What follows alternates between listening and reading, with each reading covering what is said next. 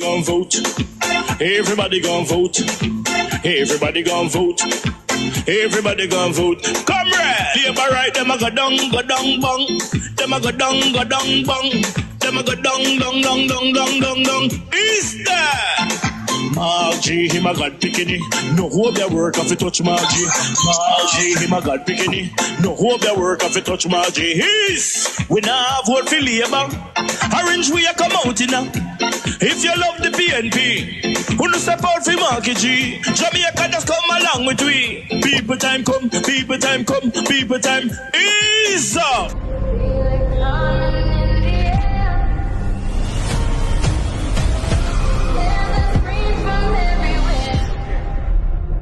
Only thing that's on my mind is who's gonna run this town tonight. Yeah, I say that we are pledge your allegiance. Who's gonna run this town tonight? Yeah, I say that we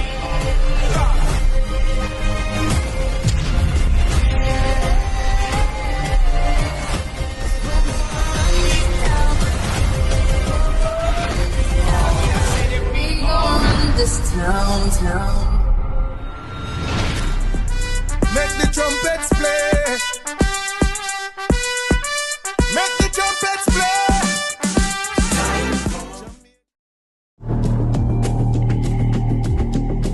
While I gonna taxi no one pick me up because I have the baby, and him a say one man just get 2 tickets a while ago, so him no want bring me. Him no want and carry. I'm a Jew, I'm stand up out there with my baby. Church This style. doesn't make no sense. I'm for the walk with car seat everywhere me are going, and me answer me don't want a vehicle. That no make no sense. And two of them, and two of them too, John. This hard. You have to understand, you know, we're willing to carry, you know, but at the ticket we are run Yeah, the from. man friend, the man said do a $5,000 for go pay if police stop him. Late last week, I said publicly that I'll be bringing a bill to Parliament to address the crisis that had arisen as a result of the enforcement by the police of the provision in the new Road Traffic Act requiring taxis and other public passenger vehicles to have child restraint systems. As everyone is well aware, the enforcement of that provision by the police resulted in many taxi operators being unwilling to transport children because up until now, it has not been the practice for public passenger vehicles to have child restraint systems in them, and indeed internationally, that is not the practice. As a result, many children were left stranded, unable to attend school or return from school, and there were many videos circulating in social media of mothers complaining bitterly about the effect of this on their children. In accordance with the commitment that I gave, I had the bill prepared, vetted by persons who are very experienced in legal reform and parliamentary drafting, and I moved a motion in the House of Representatives today to have the leave of the House to introduce this bill. This is the bill here, and what the bill would do is two things. First of all, it would amend the section in the Road Traffic Act that deals with child restraint systems by saying that the provisions that would penalize a driver by way of a fine, a ticketable fine, and demerit points would not apply to drivers who are operating a public passenger vehicle. The bill also would relieve from any criminal liability any driver since the 1st of February who had been ticketed under that provision, and remove any demerit points consequent on that ticketing. That was dealt with in a specific provision in the bill. Unfortunately, the government used its majority to prevent consequent on that ticketing. That was dealt with in a specific provision in the bill. Unfortunately, the government used its majority to prevent me getting leave to have this bill introduced. The minister responsible for transport indicated that they will be bringing regulations, an amendment to the existing regulations to put in place a system of no restraint requirements effectively for children in public passenger vehicles, and optional restraint requirements depending on the age of the child. But that will not address the question of the tickets already issued to taxi operators and the fines and demerit points which they are facing from the enforcement of this particular law since February 1. So that remains an issue which is unresolved.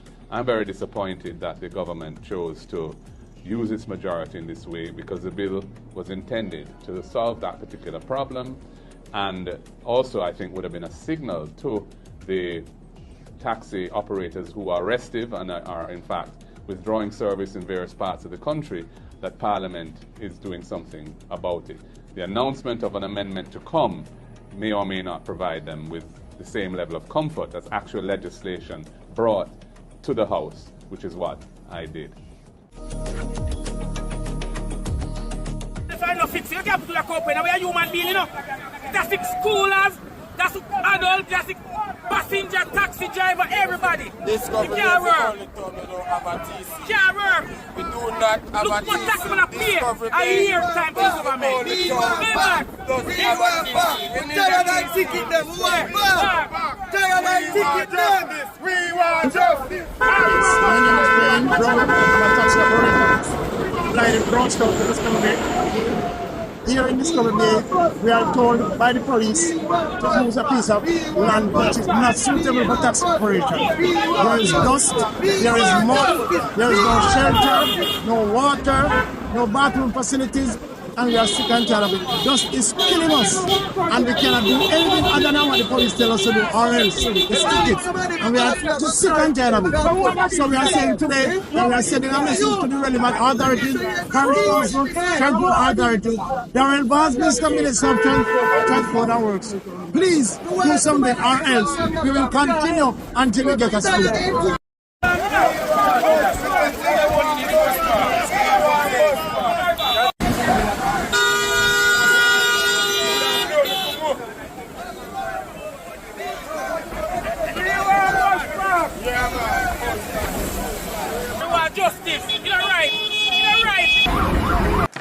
Mr. Speaker, with a focus on building houses that are affordable to the people, the next PNP administration will take a multi-pronged strategy to tackling the housing crisis. Our first strategy is a set of measures relating to the National Housing Trust. We will stop the annual extraction of the $11.4 billion from the NHT to fund the budget.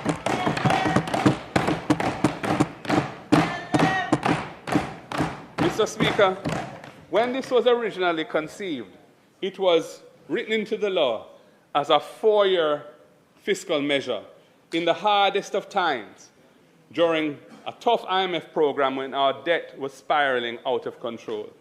It was never our intention that it would go beyond 2017. This government criticized it very trenchantly when they were in opposition. They even supported a lawsuit, which was ultimately unsuccessful, to challenge it. But then they turned around when they got into government, and they have extended it for an additional 8 years since 2017, including once again in this budget for 2025-26. Mr. Speaker, we will end this annual extraction of resources from the NHT. Our second strategy is a special National Housing Trust package of benefits for public servants, young people, and low-wage earners. Firstly, public sector workers. They used to enjoy a preferred rate of interest on their NHT loans, but this government took it away. We will restore public sector workers access to a reduction in their NHT interest rates. Police, nurses, teachers, doctors, firefighters, indeed all public servants who are NHT borrowers will get back this benefit. Secondly, Mr. Speaker, we will give public sector workers a break when it comes to commencing their loan payments. Currently, when an NHT loan is disbursed, the borrower has to commence payments in the following month. We recognize that buying a home has a lot of other costs attached to it. We will therefore allow a public sector worker a 3-month moratorium period after disbursement of the loan before commencing any loan payments. And that will give them time to recover the expenses they've incurred, to buy some furniture, and to get their place ready to move in. And Mr. Speaker, we have one more goodie for our public sector workers. Currently, the debt service ratio, the DSR, required by the NHT is 33.3%. That means that the loan payments each month cannot exceed 33 1/3 of their gross salary. We are extending a preferred 40% debt service ratio to public sector workers for their NHT loans to allow them room to borrow a larger loan from the NHT to buy their home. The third part of our housing strategy is to roll out the program for orderly renewal and transformation of infrastructure in all areas, which we have named in honor of Portia Simpson Miller.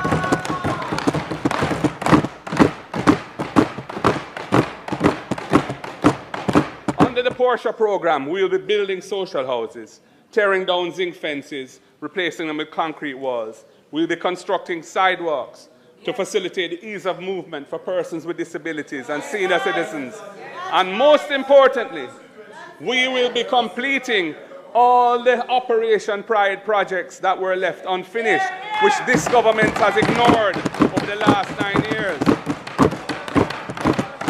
Our goal, Mr. Speaker, our goal is to bring dignified housing and to create secure, organized communities out of these informal settlements.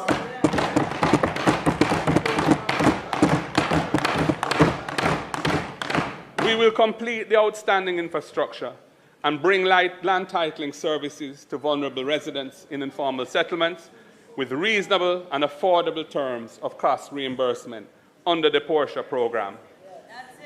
And we will bring a mix of sources to fund the program. We'll be using funds from the Consolidated Fund, subject to the fiscal rules.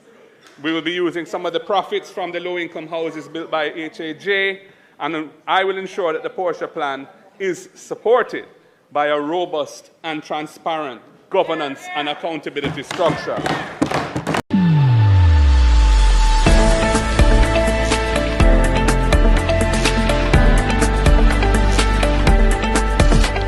Welcome to The Breakdown. I'm Nekeisha Burchell, spokesperson for Information and Public Communication. Each week, we cut through the noise and get straight to the facts. What's happening, why it matters, and what's next. All right, let's talk about the Kingston Public Hospital, where 4 main operating theaters remain closed due to a mold infestation. Now, this isn't just about a malfunctioning AC system.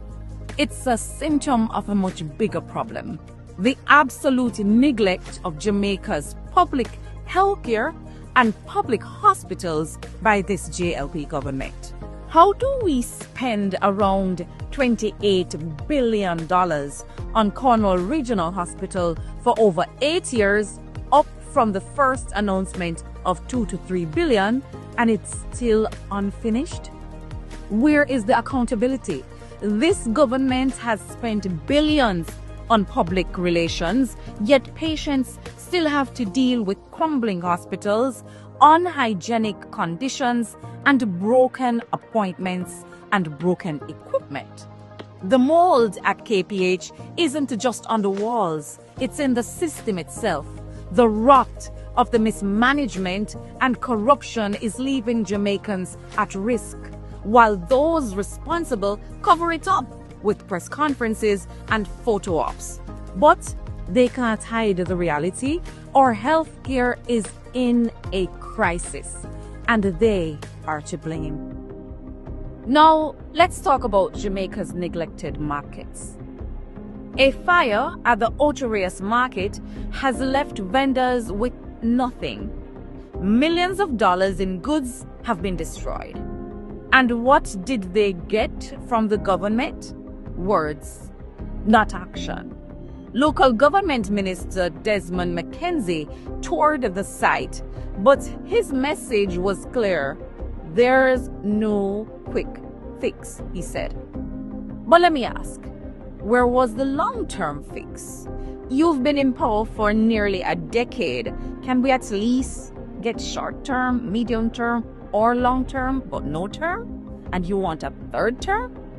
The JLP-led municipal corporations made big promises last year ahead of the local government election, promises to transform these markets. Yet here we are, a year later, markets like Ocho Rios and Yallas are still in disrepair. Vendors have been pleading for proper facilities for years, but instead of action, they get demands for a third term in office from Desmond. In St. James, haulage truck drivers are protesting over hefty $50,000 fines that are making it impossible for small businesses to operate and survive. The problem? This government's policies are out of touch with the reality of the common people. The people who haul steel and construction materials aren't big companies. They are small truckers trying to make a living.